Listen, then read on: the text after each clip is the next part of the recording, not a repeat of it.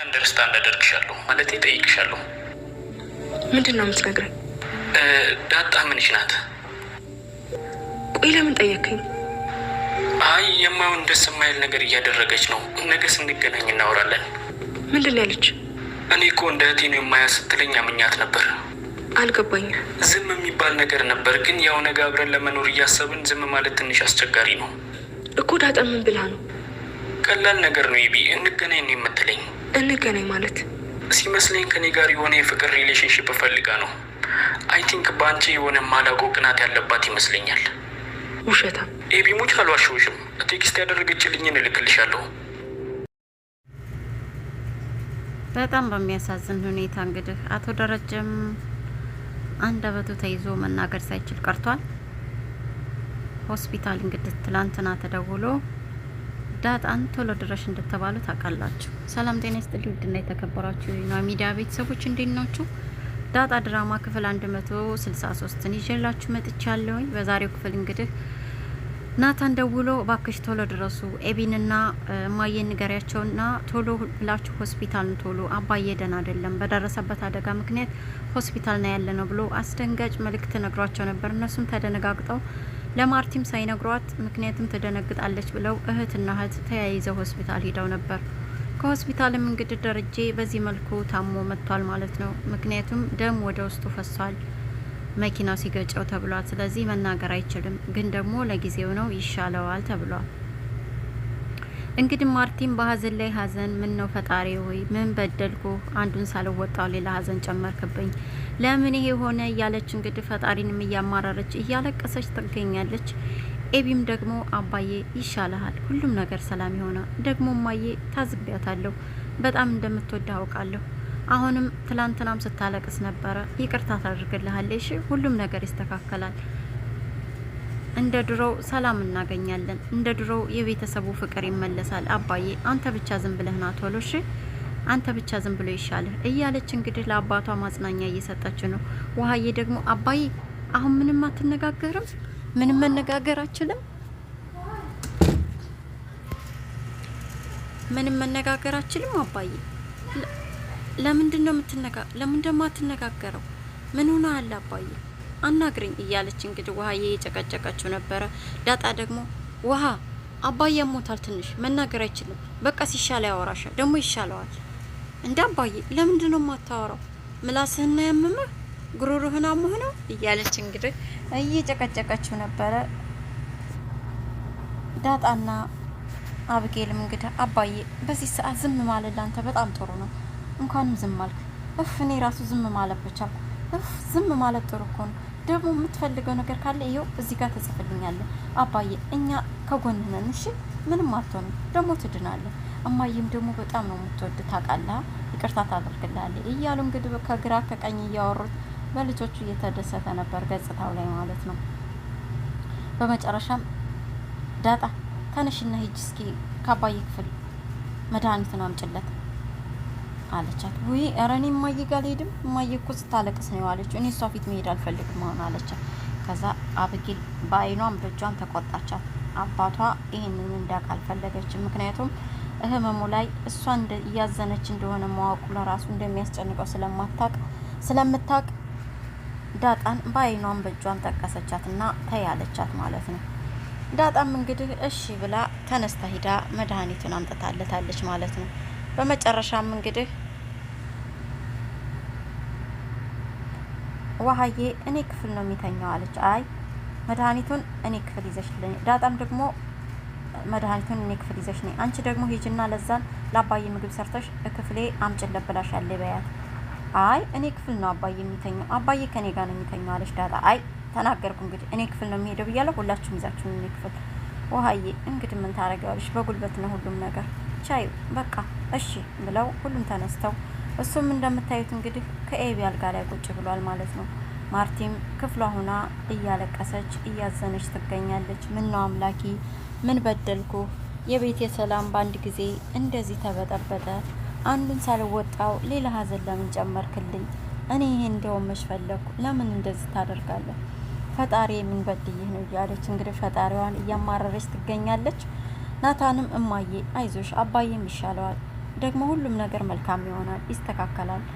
ዶክተሯ ይሻለዋል ብላኛል። ያው ደም ወደ ውስጥ ስለፈሰሰ ነው፣ መኪናው ሲመታው የተወሰነ ደም ራስ ውስጥ ይቋጠራል ብላለች አላት። እሷ ደግሞ አይ ለእኔ ብዙ ነገር ልትነግረኝ አልፈለገችም፣ ያው ግን ደም እንደፈሰሰው ነግራኛለች። ብቻ ይሻለዋል ብዬ ተስፋ አረጋለሁ። ምን አረጋለሁኝ? የማልችለውን አመጣብኝ ዳጣ። ናታን ምን ልሁን ብለህ ነው? እኔስ ምንድን ነው በደሌ? ምን አጥፍቼን ይሄ ሁሉ የምቀጣው? አይ እማዬ፣ አንቺ ምንም አላጠፋሽ። ይሄ የአንቺ ጥፋት አይደለም። ደግሞ አባዬ ይሻለዋል። ከሁሉ በላይ ደግሞ አእምሮ ሰላም መሆንና መረጋጋት አለበት ብላለች ዶክተሯ። ለዚህ ደግሞ ይቅርታ ብታደርግለት እኮ ቶሎ ይሻለዋል እማዬ፣ ይሄ አንዱ ትልቁ መፍትሄ ነው ብላለች ዶክተሯ አላት። አይ ይህ እንኳ መቼም አይሆንም። ብቻ ግን ለልጆቹ ሲል አምላክ በሰላም ያኑረው። እኔ መጥፎውን አልፈልግም። ለልጆቹ ሲል አምላክ ቶሎ ይማረው እንጂ ይህ እንኳ የማይሆን ነገር ነው ናታን አለች። አይ እማዬ ይሆናል፣ ብቻ አንቺን ተረጋጊ፣ እሱም ደህና ይሆንን፣ ሁሉም ነገር ይስተካከላል አላት። ኤቢና ዳጣም አባታቸውን እንደዛ ብለው ትንሽ ካስተኙት በኋላ ተያይዘው ወጥተው ነበረ። ሰላምን ልከሻት ነው አለቻት ዳጣ። አዎ ሰላምን እከሳታለሁ፣ በእርግጠኝነት እከሳታለሁ፣ እናም ደግሞ አስፈርድባታለሁ አለቻት። አይ በቃ ጥሩ አለቻት። ዳጣም እንግዲህ ወደ አብጌልም ወደ አባቷ ተመልሰ አባቴ አንተ ብቻ ጠንካራ ሆንልኝ፣ ደግሞ ሰላምን ከስሻታለሁ፣ የስልክ ውይይት የስልክ ጥሪ ያደረጋችሁትን በሙሉ ከፖሊስ ጣቢያ መረጃ እንዲሰጠኝ አመልክቻለሁ። ለዚህ ደግሞ እንደሚሰጡ ቃል ገብተውልኛል። ሁሉንም አገኘዋለሁ። አባዬ አንተ ራስን መቆጣጠር በማችልበት ነገር ውስጥ ነህ ነው እሷ ካንተ መውለድ ስለፈለገች አብራህ የተኘው። ስለዚህ ይሄ ደግሞ አስገድዶ መድፈር ነው። ይህን ደግሞ እኔ አባቴ ልጅ ነኝ፣ አሳያታለሁ፣ ከስሻታለሁ፣ አስፈርድባታለሁ። ቢያንስ 5 ዓመት ትታሰራለች። ስለዚህ አባዬ ያንን እማዬም ይቅርታ ታደርግልሃለች። አንተ አንገትህን አደፋም። አንተ እኮ የኔ አባት ነህ፣ እኔ ደግሞ ያንተ ልጅ ነኝ። ይህንን አድርጌ አኮራሃለሁ አለችው። እሱም ነገሩ ኤቢ ምንም እንዳልገባ ሲገባውና ወደ ላይም ሄደ ወደ ታችም ችግሩ ከሱ እንደማይረቅ ሲገባው ምንም ነገር ሳይናገር ፊቱን በእጁ ሙሉ ሸፍኖ ጭንቀት ውስጥ ሆነ። ምን ሆነሃል አባዬ? ለምን እንደሱ ትሆናለህ? እያለችው ነበር። እኔ ግን አንድም ደረጀ የታመመ አይመስለኝም። ምክንያቱም እንደዚህ ሲሆን ስታየው ምናልባች ብታዝንልኝና ይቅርታ ብታደርግልኝ ብሎ ከናታን ጋር ተመካክራ ያደረጉትም ይመስለኛል። በሌላ በኩልም የምርም መኪናው ገጭቶ ስለነበረ መጠጥም ሲጠጣ ደግሞ ደም ሲተፋ አይተነዋል እና ምናልባች በአንድ በኩልም ትክክል ሊሆን ይችላል መናገር አለመቻሉ ላለሁ፣ በሌላ በኩል ደግሞ ምናልባች ማርቲ አዝና ይቅርታ ብታደርግለትና ሰላማቸው ቢመለስ ይህ ምክንያት የፈጠሩም ይመስለኛል። ይህን ያልኩበትም ምክንያት አለኝ። ምግብ ላለመብላት አርማ አድርገው ነበር ቤት ውስጥ ካስታወሳችሁ ማለት ነው። ማርቲ ይቅርታ እንድታደርግለት አባዬ ወደ ቤት እንድመለስ። ነገር ግን እሱ እንዳላዋጣቸውና እንዳልተሳካ ስለተረዱ ምናልባች ይህን እድል ለመጠቀም አስበው ሊሆን ይችላል። ግን ደግሞ ልጆቹም አላወቁም። ምናልባች ናታንና ደረጀ ተመካክረው እንደው ብዬ አስባለሁ። ያም ሆነ ግን ማርቲ ይቅርታ ልታደርግለት አልቻለችም። እንደውም እዚሁ አለበት መታ ፊቱን ማየት እንኳን ስላልቻለች እንደዚህ ጀርባዋን ሰጥታው ከጫፉ ቁጭ ብላ ምኝታ ቤቱ አስጠልቶ ነው ያልመጣው። ይገርማል። ህይወት እንደዚህ ናት። ባንዴ ግልብጥ ብታለ። ይሄኔ እኮ የነገር ባይፈጠር እኛ ደስተኞችና ሰላም እንሆን ነበረ። ግን ደግሞ ምን አደርገዋለሁ? አይ ሰላም፣ አይ ሰላም፣ የስራሽን ይስጥሽ። ህይወቴን አመሰቃቀልሽው። እያመንኩ ከዳኸኝ፣ እያመንኩ ጀርባህን ሰጠኸኝ። አፌን ሞልቼ በኩራት የምናገርለት ትዳሬ ለዘላለም የጸናሁበት ትዳሬ ነበር። አሁን ግን በጎረቤቶችም ዘንድ ዝቅ አደረከኝ። አይናቸውን ለማየት ድፍረት አጣሁ። ተይ እሱ እኮ ይከዳሻል፣ አፍሽን ሞልተሽ አትናገሪ ሲሉኝ አይ እሱ እንዲህ አያደርግም ብዬ በተናገርኩበት አንደበቴ እነሱን የማይበት አቅም የለኝም። ተዋርደህ አዋርደህኛል። ምንም ላረግ አልችልም። አንድ ጊዜ ሆኗል። ፈጣሪ አምጥቶታል። አሁን ለልጆች ሲል ፈጣሪ በቶሎ ይማረህ። እናም ይሻለህና ሽማግሌዎች ይመጣሉ። እስከዛ ግን እግዚአብሔር በቶሎ ይማረው ብላ የልቧን ተናግራ እሱም እያለቀሰ እሷም እያለቀሰች ከዚህ ወጥታ ሄደች። ምኝታ ክፍሉ እኮ ያላንተ ባዶ ነው፣ ያላንተ እኮ አይሞቅም። ምንም ቢሆን ቤትህ ነው፣ እስከዛው መተህ እዛ መተኛት ትችላለህ እስኪሻልህ። እናም ደግሞ ለሰላምም ልጅ ማሳደጊያ ሁሉንም ነገር በደንብ አስብበት ብላው እንግዲህ ተነስታ ወጥታ ሄዳለች።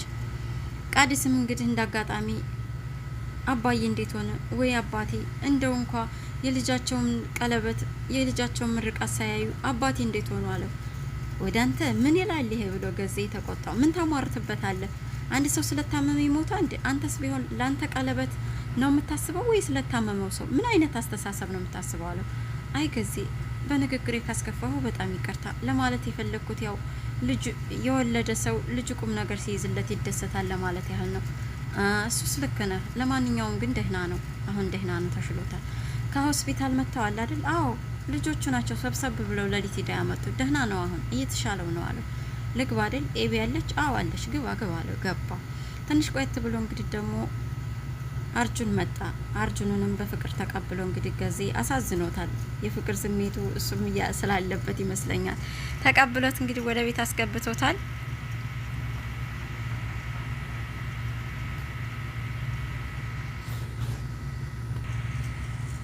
ተቀብሎ ወደ ቤት አስገብቶታል። እንግዲህ አርጁንም ቃዲስም ቤት አሉ። ኤቢ በሁለቱ መካከል ተጨንቃ ነበር። ውሃ ስትል ሁሉም ሄደው ውሃ መጡ። ግራ ተጋብታ ነበር። በመጨረሻም እንግዲህ ቃዲስ ቀለበታችንን ልንገዛ ምናምን አባዬ ይሄን ሲያይ ይደሰታ ምናምን ሲል ተነስቶ አርጁን ወጥቶ ሄደ። በመጨረሻም እንግዲህ ኤቢ ተነስታ ተናዳ ወደ ክፍሏ ስትሄድ እሱም በቃ ልሂድ፣ እንዴት አሰብሽው? ለማንኛውም ጥሩ ሰው ስላልተገኘ ነው፣ ደውልሻለሁ። ደግሞ ስልክ ስደውልም አታነሽም አላት ዳጣን። ዳጣም አይ ቃዲስ ያው ኤቢ ጣገቤ ስለነበረች ነው፣ ያው ኤቢ ሳታይ ከዚህ የተሻለ ቦታ ብንሆን አይሻልም? እንውጣ እንደምናምን አላት። አይ እንደዛ ማለት ሳይሆን በቃ ሌላ ቦታ እንገናኛለን አለች። አይ እሺ በቃ እደውልሻለሁ ብሏት ወጥቶ ሄደ። ነገር ግን ደውሎ ለኤቢ እህትሽ ግን የምር እህትሽ ናት ወይ?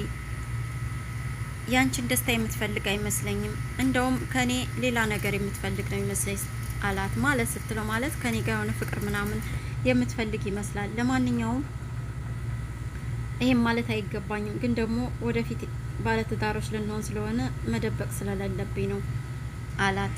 እሷም አይ አላምንህም፣ እየዋሸህ ነው አለችው። ኤቢ ሙች እኔ እንዳት አንቺ ነው ዋሽሻለሁ ብሎ ለኤቢ ነግሯታል። ኤቢም እንግዲህ አይኗን አፍጣ ጥርሷን አግጣ በጣም ተናዳ ወደ ዳጣ እየሄደች ነው። ዳጣ ምን ልታረጋት እንደምትችል በሚቀጥለው ክፍለ ጊዜ ይዤላችሁ እመጣለሁ። ሰላማችሁ ይብዛ። ላይክ፣ ሸር፣ ሰብስክራይብ ማድረግ አይረሳ ውዶችዬ።